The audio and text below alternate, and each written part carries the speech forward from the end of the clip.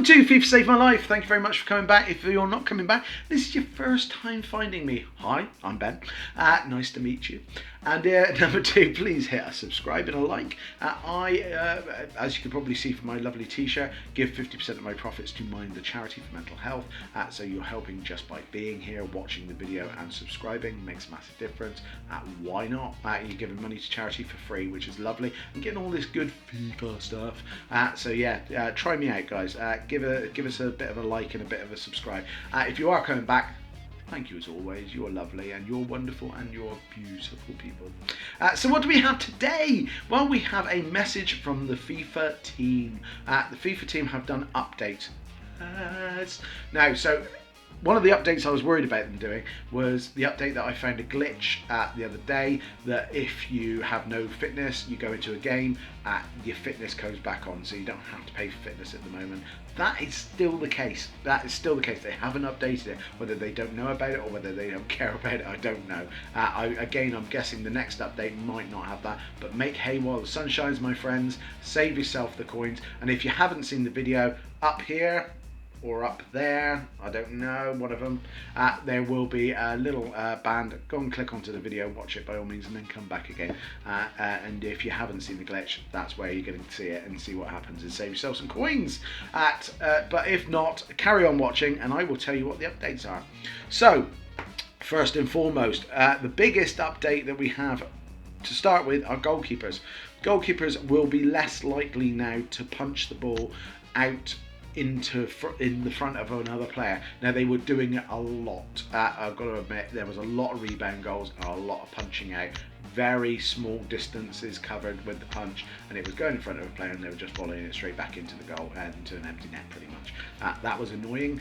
That has been sorted by goalkeepers will be more likely to punch the ball further away from the net and make the save that they would have resulted in a rebound. So again, there goes that's a big one. The second one is obviously dribbling and responsiveness of dribbling, which is brilliant because I've got a few brilliant players at dribbling and I found them really poo at dribbling. I've really struggled to get dribbling going in FIFA 20. Now, I didn't know if it was because that was the way it was going to be, but they seem to have again come in and sorted this out, and if you're 80 or rated higher and you have decent attributes such as dribbling, agility, balance, these will be now boosted and you will be able to use these as you should be. So that is amazing.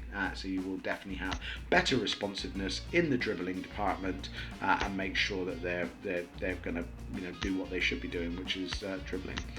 We also have again, goalkeepers are also going to result better when they come to rebounding shots. So it's not just punching it out. Obviously, they've looked at the rebound as well. They've also looked at penalty kicks, where before the goalkeeper was certainly looking at they were stood in the middle and they weren't really reaching the ball very much. An attempt to make the save, they were standing more sort of just there and doing nothing, which I've got to admit I noticed and thought was a bit weird. But the goalkeeper's now going to be far more responsive and more likely to reach out and give you better chance of sort of saving the ball, which is good because obviously penalties are hard enough as they are. It's nice to have a little bit more competition with the goalkeeper there and make you feel like if you do score it, it's worth it. Yes.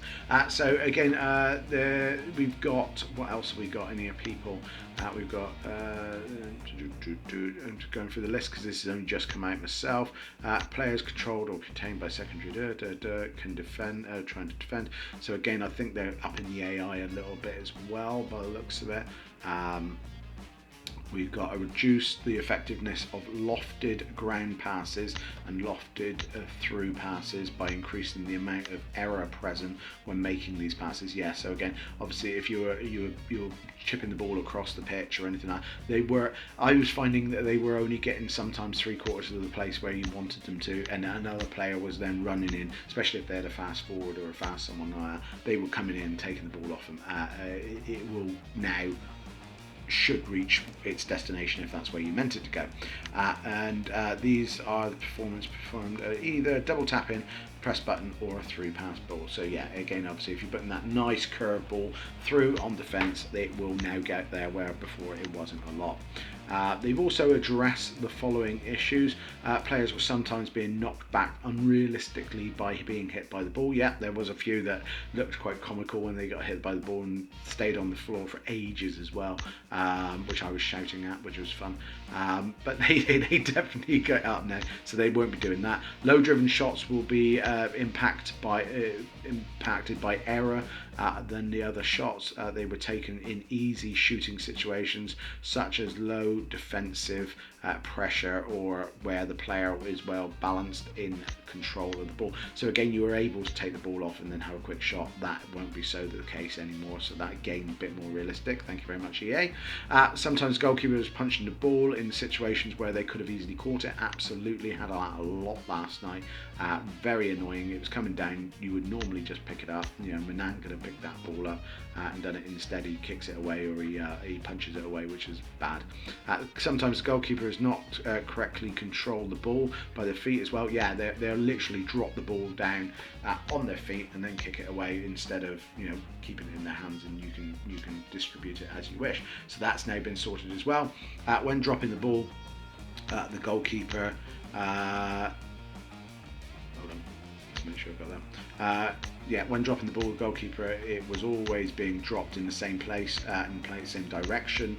So yeah, again, I noticed that last night I lost the game because my goalkeeper was definitely distributing it badly and straight in front of one of their players, where actually that wasn't where I wanted it to. That seems to have been done, which is brilliant, because I like a quick pass out, and it wasn't happening at all.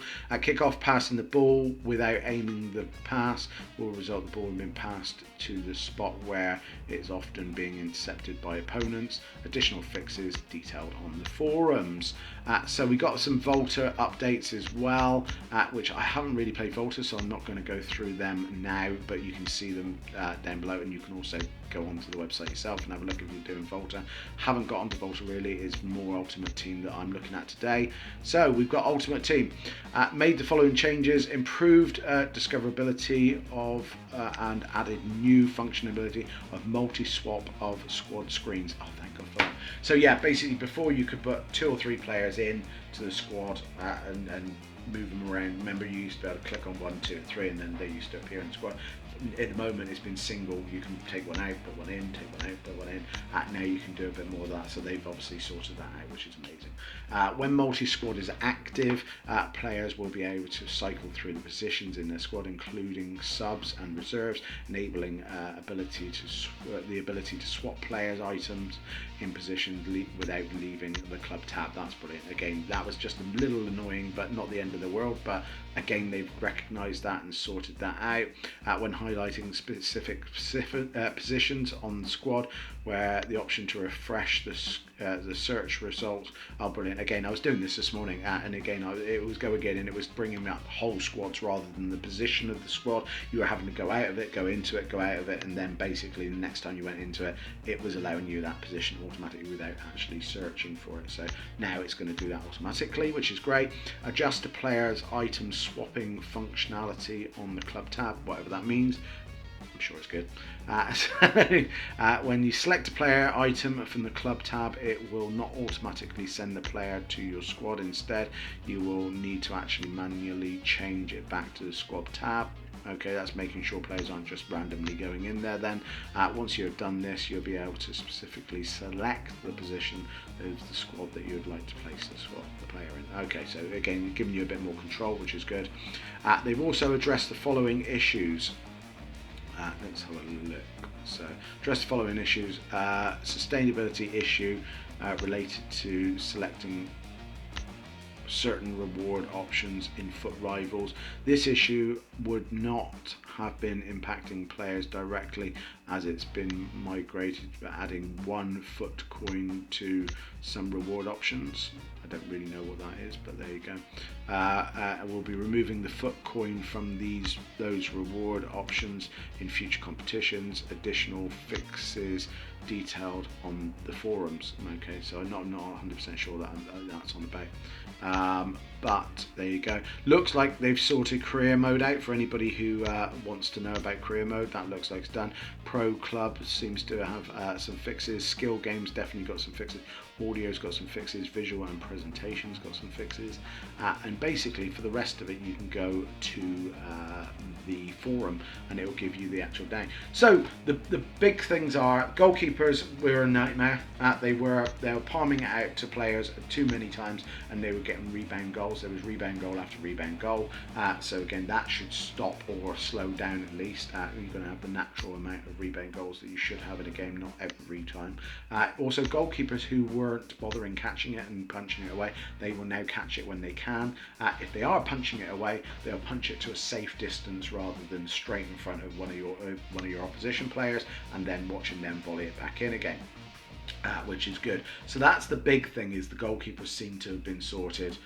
The other things obviously all sort of make it a lot better and nicer and all the rest of it. Also, that one of the other things that they've done is obviously sorted out dribbling, which again was very noticeable. If you have a high dribbler, a 4-star or 5-star dribbler over 80, you will certainly now notice the difference in the actual dribbling will be activated and a lot better than it has been.